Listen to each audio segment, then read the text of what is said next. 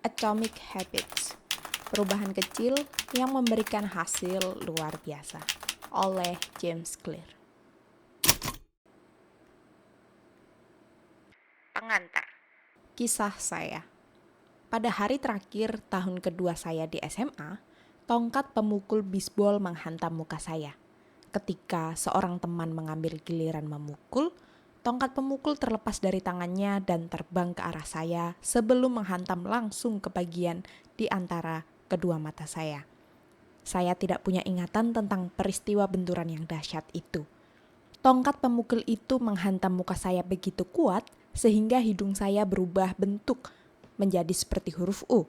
Benturan itu membuat jaringan lunak otak saya terempas ke dinding dalam tengkorak saya. Dalam seketika, pembengkakan langsung menyebar ke seluruh kepala. Dalam sepersekian detik, hidung saya patah. Ada sejumlah fraktur tengkorak dan ada 2 serpih kelopak mata yang rontok. Ketika membuka mata, saya melihat orang-orang menatap saya dan memburu untuk memberikan bantuan. Saya menunduk dan melihat bintik-bintik merah di baju saya.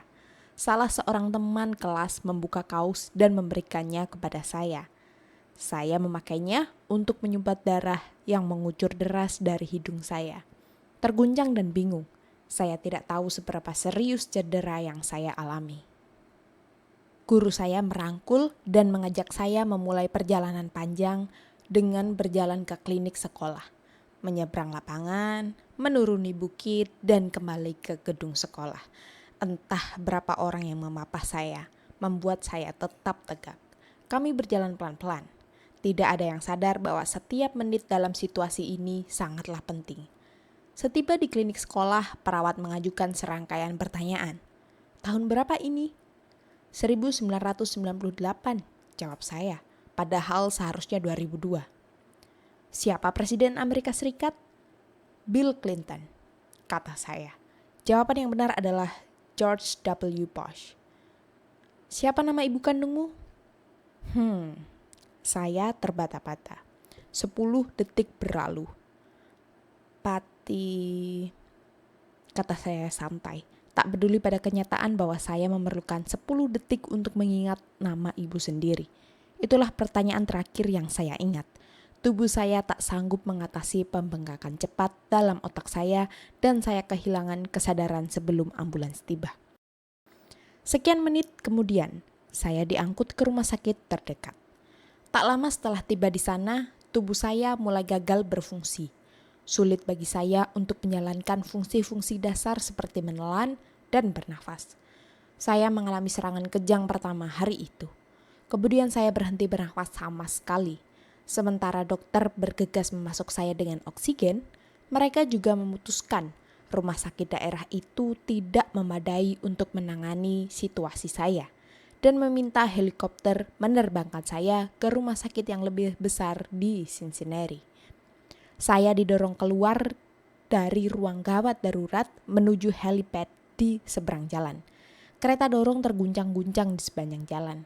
Ketika seorang perawat mendorong saya, sementara perawat lain tak henti memompakan oksigen. Ibu saya, yang sudah tiba di rumah sakit beberapa saat sebelumnya, naik helikopter menemani saya. Saya belum sadar dan tak mampu bernafas sendiri, sementara ibu saya terus memegangi tangan saya selama penerbangan. Ketika ibu saya menemani saya dalam helikopter, ayah saya pulang untuk memberitahu saudara-saudara saya.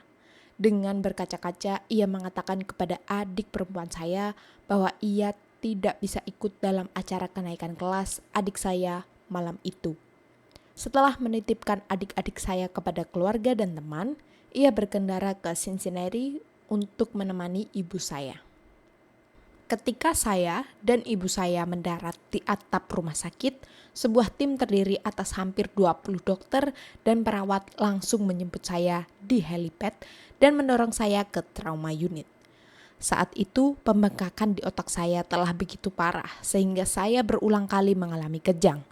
Tulang hidung saya perlu diperbaiki, tapi kondisi saya tidak mendukung untuk menjalani operasi. Setelah sekali lagi mengalami kejang, pada hari ketiga saya sengaja dibuat koma dan bernafas menggunakan bantuan ventilator. Orang tua saya bukan pertama kali ke rumah sakit ini. 10 tahun sebelumnya mereka datang ke gedung yang sama di lantai dasar setelah adik perempuan saya didiagnosis menderita leukemia pada usia 3 tahun. Saya 5 tahun kala itu. Adik laki-laki saya baru 6. Setelah 2,5 tahun menjalani kemoterapi, pengambilan cairan tulang belakang, dan biopsi sumsum, adik perempuan saya akhirnya keluar dari rumah sakit dengan bahagia, sehat, dan bebas dari kanker. Dan sekarang, setelah 10 tahun menjalani hidup normal, orang tua saya harus kembali ke tempat yang sama bersama anak yang berbeda. Sementara saya sengaja dibuat koma, rumah sakit mendatangkan rohaniwan dan pekerja sosial untuk menghibur orang tua saya. Ia orang yang sama yang pernah menemui mereka 10 tahun lalu, setelah tahu adik saya menderita kanker. Ketika siang berubah menjadi malam, beberapa mesin membuat saya tetap hidup. Orang tua saya berusaha tidur di karpet rumah sakit. Mereka sangat kelelahan, tapi bolak-balik terbangun dengan rasa cemas. Belakangan ibu saya bercerita, itu malam paling buruk yang pernah kualami. Sembuh. Syukurlah, esok paginya saya mampu bernapas lagi sampai ke tingkat yang membuat para dokter berani melepaskan saya dari kondisi koma. Ketika akhirnya kesadaran saya kembali, ternyata saya kehilangan kemampuan mencium bau. Sebagai uji, seorang perawat meminta saya meniup dengan hidung, kemudian mengendus sekotak jus apel. Indera penciuman saya kembali, tapi yang di luar dugaan, aksi mengembus nafas kuat-kuat ternyata memaksa udara menembus bocor pada tulang kelopak mata dan mendorong mata kiri saya keluar. Bola mata saya keluar dari rongga orbitalnya dan tidak lepas hanya karena masih ada serabut-serabut saraf yang menghubungkannya dengan otak. Menurut dokter mata, bola mata saya perlahan-lahan akan kembali ke tempat semula, sejalan dengan terlepasnya udara yang terjebak. Tapi entah berapa lama waktu yang diperlukan. Saya dijadwalkan menjalani operasi 1 pekan kemudian, yang berarti saya masih harus beristirahat beberapa waktu lagi. Saya seperti petinju yang babak belur dalam turnamen tinju, tapi saya boleh meninggalkan rumah sakit. Saya pulang dengan hidung patah, belasan fraktur pada wajah, dan mata kiri yang nyaris lepas. Bulan-bulan berikutnya terasa sulit. Rasanya seolah-olah segala sesuatu dalam hidup ditunda sejenak. Selama beberapa pekan penglihatan saya ganda, dan saya secara harfiah tidak bisa melihat lurus ke depan. Sebulan lebih kemudian bola mata saya akhirnya kembali ke posisi normalnya. Karena kadang masih kejang-kejang dan penglihatan masih bermasalah. 8 bulan kemudian saya baru dapat mengendarai mobil lagi.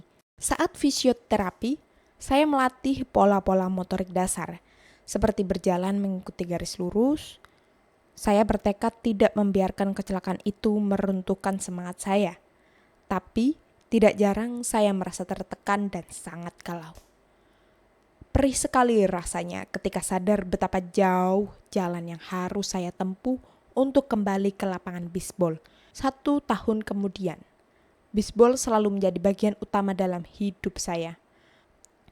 Ayah saya pernah bermain untuk sebuah klub liga kecil bernama St. Louis Cardinals. Dan saya mempunyai mimpi untuk bermain secara profesional. Setelah rehabilitasi selama berbulan-bulan, yang saya inginkan lebih dari yang lain adalah kembali ke lapangan. Namun, upaya kembali ke lapangan bisbol tidaklah mulus. Ketika musim pertandingan digelar, saya satu-satunya siswa tahun pertama yang tidak lolos ke tim bisbol utama. Saya pernah bermain sebagai siswa tahun kedua pada kejuaraan tim cadangan. Saya telah bermain bisbol sejak usia 4 tahun. Saya telah bermain bisbol sejak usia 4 tahun. Dan bagi seseorang yang telah sangat berpengalaman dalam olahraga ini, tidak lolos ke tim utama sangatlah memalukan. Saya masih ingat sekali peristiwa hari itu. Saya duduk di mobil dan menangis sambil mencari-cari gelombang di radio, mendengarkan lagu-lagu penghibur kegalauan saya. Setelah setahun tanpa rasa percaya diri, pada tahun keempat saya berusaha masuk ke dalam tim utama lagi, tapi jarang berhasil di lapangan. Secara keseluruhan saya memainkan 11 inning dalam pertandingan bisbol tim utama. Hampir tidak mencapai 1 game pun. Terlepas dari karir bisbol yang kurang cemerlang di SMA, saya masih percaya dapat menjadi pemain besar. Dan saya tahu supaya segalanya membaik, sayalah satu-satunya yang bertanggung jawab untuk mewujudkannya. Titik perubahan datang 2 tahun setelah kecelakaan itu, ketika saya mulai kuliah di Denison University. Itu awal yang baru, dan di situ untuk pertama kalinya saya menemukan kekuatan dahsyat kebiasaan-kebiasaan kecil. Bagaimana saya belajar tentang kebiasaan? Kuliah di Denison adalah salah satu keputusan terbaik saya dalam hidup. Saya mendapat posisi dalam tim bisbol, dan walaupun berada di urutan terbawah sebagai mahasiswa baru, kegembiraan saya meluap-luap. Meskipun sempat kacau ketika di SMA, saya berhasil menjadi atlet universitas. Saya sadar belum akan dimainkan dalam tim bisbol dalam waktu dekat. Jadi saya berfokus pada upaya mengatur diri. Sementara teman-teman bergadang untuk mengobrol atau bermain video game, saya membangun kebiasaan tidur yang baik dengan tidur lebih dini setiap malam. Di dunia asrama, mahasiswa yang serba bebas dan jorok, saya bertekad untuk membuat kamar saya tetap bersih dan rapi. Perbaikan-perbaikan ini remeh, tapi memberi saya kesan mampu mengendalikan hidup. Saya mulai merasa percaya diri lagi. Dan kepercayaan diri yang meningkat ini berimbas ke kelas karena kebiasaan-kebiasaan belajar saya ikut membaik. Dan saya berusaha meraih A untuk semua mata kuliah selama tahun pertama. Kebiasaan adalah rutinitas atau perilaku yang dijalankan secara teratur dan dalam banyak kasus secara otomatis. Ketika semester 1 berganti ke semester berikutnya, saya berhasil mengumpulkan kebiasaan-kebiasaan kecil tapi konsisten yang akhirnya mengantar ke hasil-hasil yang tak terbayangkan sewaktu saya baru mulai. Sebagai contoh, untuk pertama kali dalam hidup, saya membiasakan mengangkat beban beberapa kali seminggu. Dan pada tahun-tahun berikutnya, tubuh saya yang setinggi 190 cm bertambah kekar dengan bobot naik dari 85 kg menjadi 100 kg. Ketika musim pertandingan tahun kedua dimulai, saya mendapat posisi awal sebagai pitcher. Pada tahun berikutnya, saya terpilih sebagai kapten tim. Dan pada penghujung tahun saya terpilih menjadi anggota tim utama. Namun, baru pada musim tahun terakhir saya, kebiasaan-kebiasaan tidur, belajar, dan latihan fisik sungguh mulai mendatangkan hasil. 6 tahun setelah kecelakaan, terhantam pemukul bisbol tepat di wajah, diterbangkan ke rumah sakit, dan sengaja dibuat koma, saya terpilih sebagai atlet putra terbaik Denison University dan salah satu ESPN Academic All-American Team kehormatan yang hanya diberikan kepada 33 pemain di seluruh Amerika. Ketika lulus, nama saya tercantum di buku tahunan universitas dalam 8 kategori berbeda. Pada tahun yang sama, saya dianugerahi penghargaan akademis tertinggi di universitas itu, medali rektor. Semoga Anda memaafkan saya karena cerita saya yang terkesan berlebihan ini. Sejujurnya, tidak ada yang legendaris atau historis dalam karir olahraga saya. Saya tidak pernah sampai menjadi pemain profesional. Namun, dengan mengenang tahun-tahun itu, saya percaya telah meraih sesuatu yang terbilang langka. Saya berhasil memaksimalkan potensi. Dan Saya percaya konsep-konsep dalam buku ini juga dapat membantu Anda memaksimalkan potensi. Kita semua berhadapan dengan tantangan dalam hidup. Bagi saya, tantangan itu adalah cedera dalam olahraga.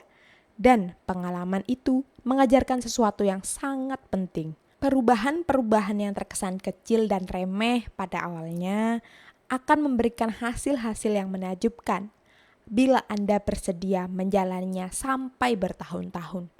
Kita semua berhadapan dengan kemunduran, tapi dalam jangka panjang kualitas hidup, kita seringkali bergantung pada kualitas kebiasaan kita. Dengan kebiasaan yang sama, Anda akan mendapatkan hasil serupa, namun dengan kebiasaan yang lebih baik, apapun menjadi mungkin. Barangkali ada orang yang mampu meraih kesuksesan luar biasa dalam semalam. Saya tidak kenal satupun di antara mereka. Dan saya jelas bukan salah seorang di antara mereka. Tidak ada yang paling menonjol dalam perjalanan hidup saya. Dari kondisi dibuat koma sampai meraih Academic All-American. Tapi banyak yang menonjol. Yang terjadi adalah evolusi bertahap, serangkaian panjang kemenangan kecil dan terobosan yang sangat kecil. Satu-satunya cara yang membuat saya maju, satu-satunya cara yang saya pilih adalah mulai dengan hal kecil. Dan saya menerapkan strategi yang sama beberapa tahun kemudian ketika memulai usaha sendiri dan menulis buku ini. Bagaimana dan mengapa saya menulis buku ini? Pada November 2012, saya mulai menerbitkan artikel di jamesclear.com. Selama bertahun-tahun, saya menyimpan catatan-catatan tentang pengalaman-pengalaman pribadi saya yang berkaitan dengan kebiasaan, dan saya akhirnya siap membagikan semua itu kepada publik. Saya mulai dengan menerbitkan artikel baru setiap Senin dan Kamis. Dalam beberapa bulan, kebiasaan menulis yang sederhana ini membuat saya mendapatkan 1.000 pelanggan email pertama. Dan pada akhir 2013, angka itu naik menjadi lebih dari 30.000 orang. Pada 2014, daftar email saya berkembang ke lebih dari 100.000 pelanggan, yang menjadikannya salah satu newsletter dengan pertumbuhan paling cepat di internet. Saya merasa menjadi pembual ketika mulai menulis 2 tahun silam, tapi sekarang saya dikenal sebagai pakar dalam hal kebiasaan. Label baru yang membuat saya sangat senang, tapi sekaligus tidak nyaman. Saya tidak pernah memandang diri sebagai pakar dalam topik ini, melainkan sekedar orang yang bereksperimen bersama-sama dengan para pembaca. Pada 2015, saya meraih 200.000 pelanggan email dan menandatangani kontrak buku dengan Penguin Random House untuk mulai menulis buku yang sedang Anda baca sekarang. Ketika audiens saya bertambah, begitu pula peluang bisnis saya. Saya lebih banyak diminta berceramah di perusahaan-perusahaan terkemuka tentang ilmu pembentukan kebiasaan, perubahan perilaku, dan perbaikan yang terus-menerus. Saya menjadi pembicara utama pada konferensi-konferensi di Amerika Serikat dan Eropa. Pada 2016, artikel-artikel saya mulai muncul secara teratur di publikasi-publikasi besar seperti Time, Entrepreneur, dan Forbes. Yang menakjubkan, tulisan saya dibaca oleh lebih dari 8 juta orang tahun itu. Pelatih-pelatih di NFL, NBA, dan MLB mulai membaca karya saya dan membagikannya kepada tim-tim mereka. Pada awal 2017, saya meluncurkan Habits Academy yang menjadi landasan pelatihan perdana bagi organisasi-organisasi dan individu-individu yang tertarik membangun kebiasaan-kebiasaan yang lebih baik dalam hidup dan pekerjaan. Perusahaan-perusahaan yang termasuk Fortune 500 serta usaha-usaha rintisan yang baru tumbuh mulai merekrut pemimpin dan melatih staf. Secara keseluruhan, lebih dari 10.000 pemimpin, manajer, pelatih, dan guru telah digembleng oleh Habits Academy. Dan karya saya bersama mereka telah mengajarkan banyak sekali kepada saya tentang apa yang diperlukan untuk membuat kebiasaan-kebiasaan tersebut berhasil di dunia nyata. Sewaktu saya memberikan sentuhan akhir pada buku ini dalam 2018, jamesclear.com menerima jutaan pengunjung per bulan dan hampir 500.000 orang menjadi pelanggan untuk email newsletter saya.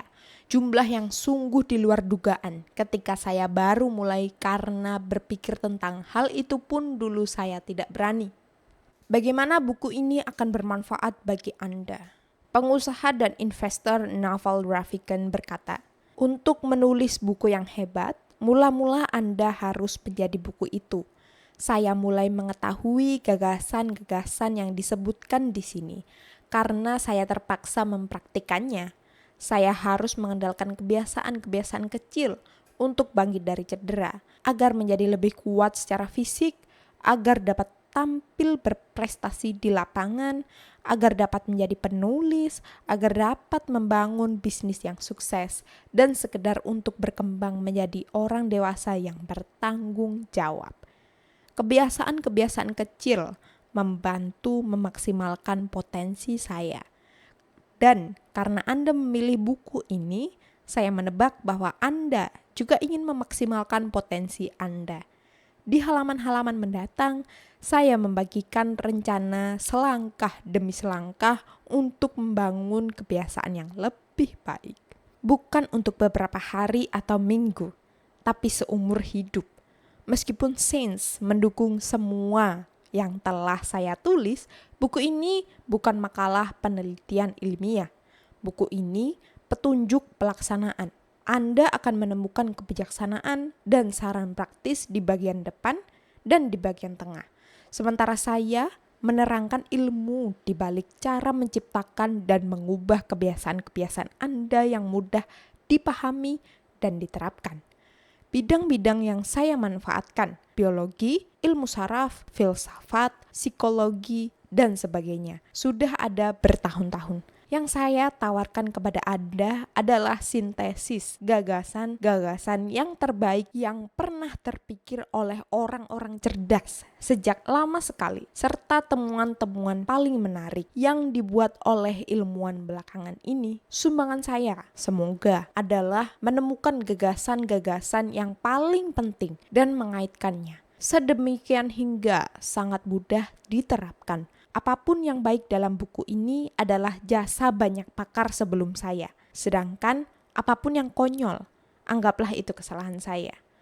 Tulang punggung buku ini adalah model kebiasaan 4 langkah saya. Mendapatkan petunjuk atau cue, menumbuhkan gairah atau craving, menanggapi atau response, dan menikmati hasilnya, reward. Dan 4 kaidah perubahan perilaku yang berkembang dari langkah-langkah tadi. Pembaca yang berlatar belakang psikologi mungkin mengenali sebagian istilah ini dari operant conditioning, yang pertama kali didalilkan sebagai stimulus, response, reward oleh B.F. Skinner pada 1930-an, dan belum lama ini dipopulerkan sebagai cue, routine, reward dalam The Power of Habit oleh Charles Duhigg.